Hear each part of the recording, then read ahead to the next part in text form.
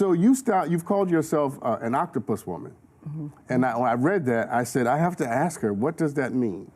You know, I actually said that years ago because I felt in the moment that I was drowning when I was starting my journey as the entrepreneur. I felt like I had to be everything to everyone, and I still do. I mean, you know, as a mother, a wife, a daughter, a sister, my cousins would be upset with me if I didn't say cousin, you know, in the title. But entrepreneur, intrapreneur, leader, you know, teacher, learner, they're all of these things to make up the individual that I am today. And I've been the same person since, you know, I was 6 years old, but I've always felt like there have been so many different components to who I am. And as the octopus woman, I've really had to visualize that and embody it. So to take it from a figurative standpoint to a literal standpoint, I actually wore an octopus earring for about 5 years, and I was always photographed wearing this octopus earring because people had to see it, they had to envision who I was. And I think it's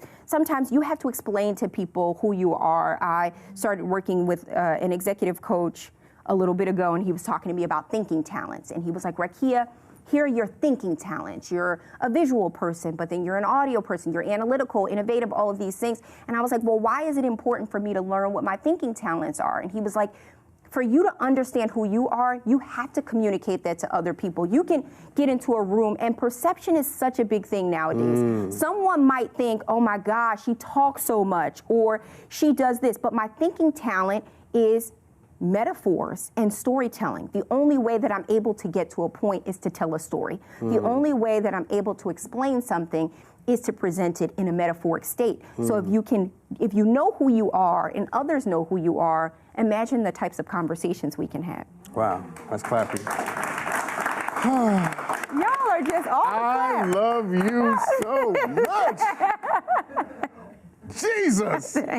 So you said something. What's an entrepreneur? So the definition of an entrepreneur is the person that assumes the financial risks. So the entrepreneur is the person that's going to jump off of the cliff, right? I don't know if I'm going to land in, you know, on solid ground, or if I'm going to land in the ocean and I'm going to be able to tread lightly. The intrapreneur is the person that helps to keep the spark going. So you can't have an entrepreneur without an intrapreneur. You can't have an intrapreneur without an entrepreneur. You need both of them. You need the risk takers. You need the person that's going to be bold and daring and think of those innovative things, but you also need the intrapreneur to say, when your light starts to dim, I'm here to help to keep the spark going because I have a new idea, I have a bit of motivation, I can be the left brainer to help execute things. So I think the best businesses have a really good mix of intrapreneurs and entrepreneurs.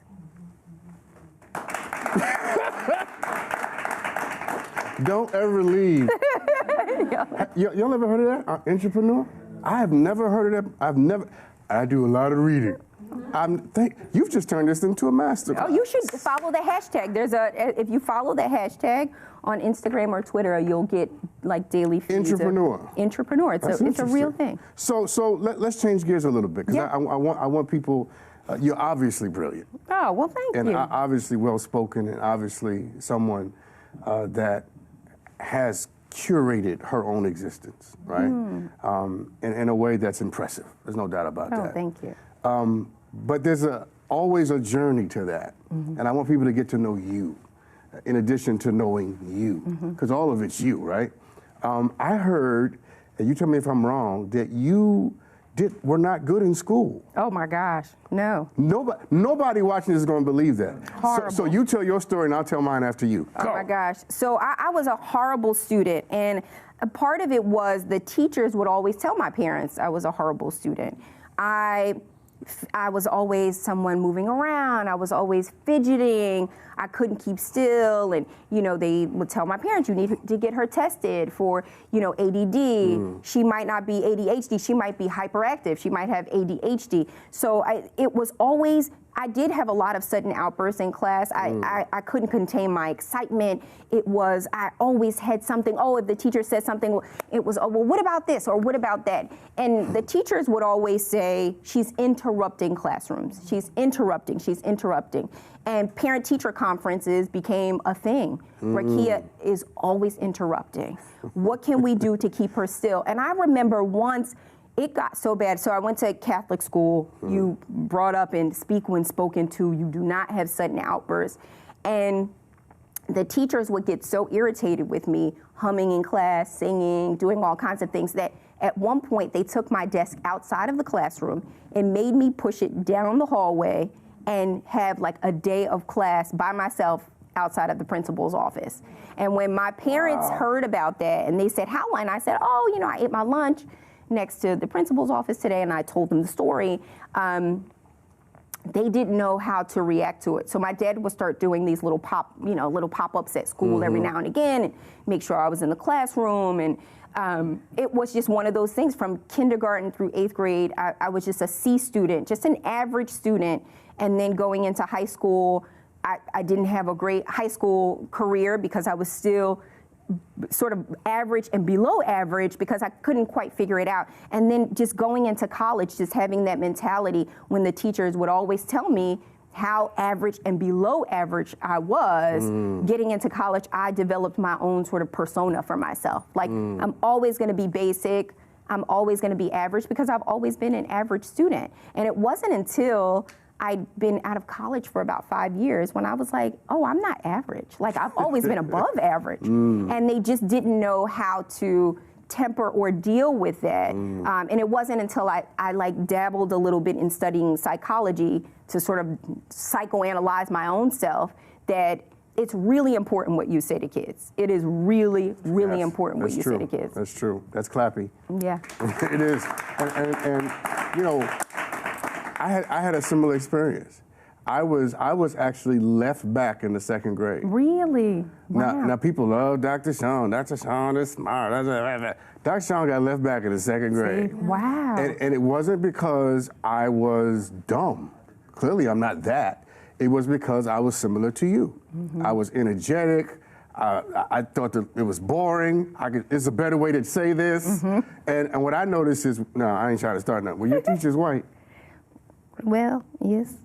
So were mine. I went to Catholic school. So I went to a Lutheran school. We have a lot in common. And what I noticed is, black students, you bear witness to this. Black kids, if we can't touch the teacher, if we want to touch your ear, right? We want to sit on the desk. We got to be able to interact with the lesson. It has to be interactive. Just that the European thing is just sitting in the desk and 8 hours. We don't do that. Don't talk at me, talk with me. That's really what it is. Yeah. Okay. Now, when you were a little girl, what was the dream? You know what? People ask me this, and I always thought that I would do something in television. I never knew what that piece of television would be. I knew that very early on that was my medium to tell stories. So when I was an average student, I remember my teacher saying, you know, it takes her a really long time to do book reports. Well, I didn't really like to do the book reports that they assigned to me. So I remember getting one assignment and I said, my dad just got a camcorder. Can I record and sort of act out what this assignment is instead of writing the book report?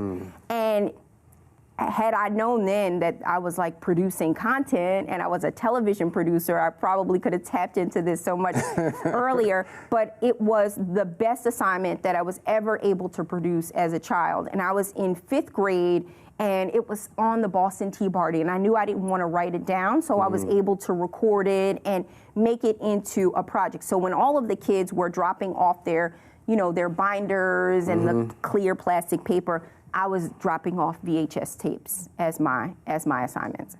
That is so interesting. But what makes that fascinating to me is we often think that people have to learn the same way. Yes. And they have to manifest themselves in the world the same way. We talk a lot about diversity, but we don't mean it. Yeah.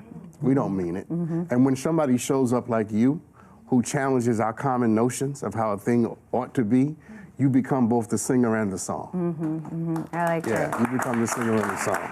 So let's talk about MTV, because you mentioned being a producer, right? Let's talk about that. Let me tell you why I'm asking, all right? Because I want to make sure you understand my intentions and my heart.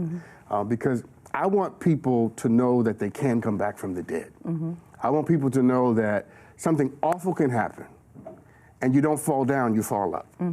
That's the only reason I'm bringing this up. Yeah. Because your story, as I understand it, is one where life could have went a totally different way. Gosh, yeah. Take us into that.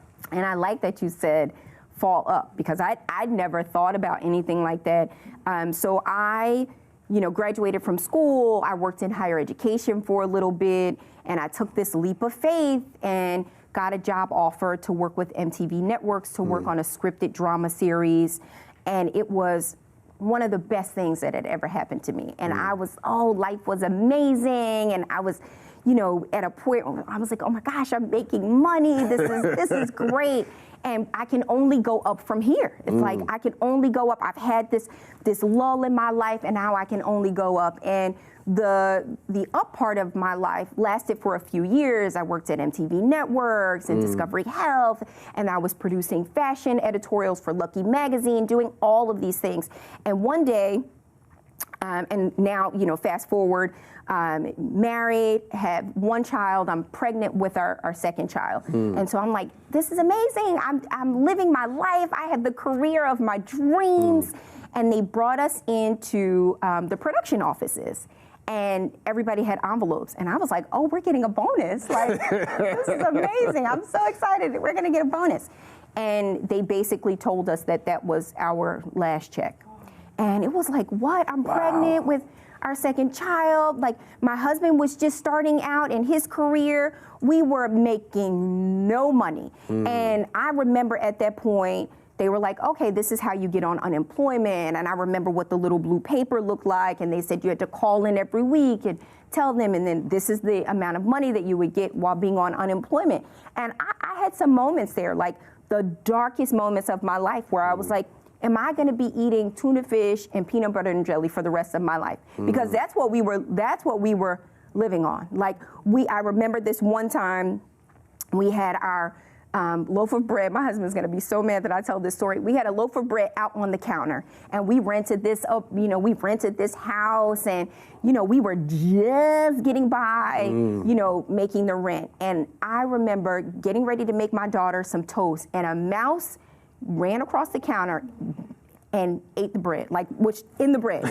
And my daughter was like, I'm hungry, and I want a piece of toast. And I broke down crying, like, we don't have any bread. Like, you can't have any toast.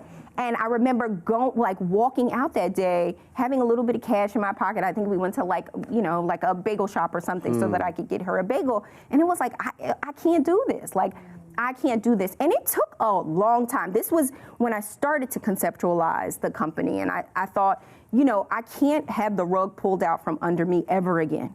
And if someone else is going to pull the rug out from under me, I can do that. Like, I can do that. And so I want to pull my own rug. I can pull my own rug. I can fall down the steps. I can do all of those things. And so there was just a little, and I'd heard, actually, Bishop T.D. Jakes had done a sermon, and I was like listening online, and he said, challenges will provoke the power within you. And I was like, wow, well, what am I going I'm through? Challenged. Right. So there must be a lot of power that is about to come out. And it didn't happen right then and there. It took a little bit of time. I had to think about it. I had to go through and weather many storms. I mean, having negative funds in your account, I never, ever want to feel that again. Having, when you go to the ATM and it's like insufficient funds and you're just about to do something, overdraft fees, it was a horrible, horrible time in my life. And I never thought that I would bounce back in this way. I knew that I'll do okay. And when I started my agency, I said, I'm just going to start it to have some stability again. Just let me just do something so that I can create in my own way and really dictate my destiny and sort of determine, what I'm going to do. And then it just took, brick by brick, year by year. It was first year I did this, second year, and then we just kept going. Then by year 3, we started to see a little something. By year 4, And then by year 5, it was like, oh, this is a real thing. So it took you 5 years to sort of build it to the place where you knew it was real and sustainable. And the reason I'm focusing on that is because there's somebody watching, and they have fallen down or they got fired. First of all, has anybody here ever been fired? Anybody been fired from a job? Yeah? Yeah. They don't want to raise their hand. But or laid off. You can say laid off. Anybody been laid off? Can we get a poll, laid off? I've been laid off before. It's happened. Yeah. Now I'm asking that. I'm focusing on the 5 years because people think you go from being laid off to having a vision to, your media company. And they don't understand. It takes time. It takes time. And that the reason you can't give up on yourself in the middle is because you might be right on the edge of the best thing you ever did. And you think it's not great if it doesn't happen quickly, right? You model for us that if you have a vision, love your baby enough to give birth to it all the way. Absolutely.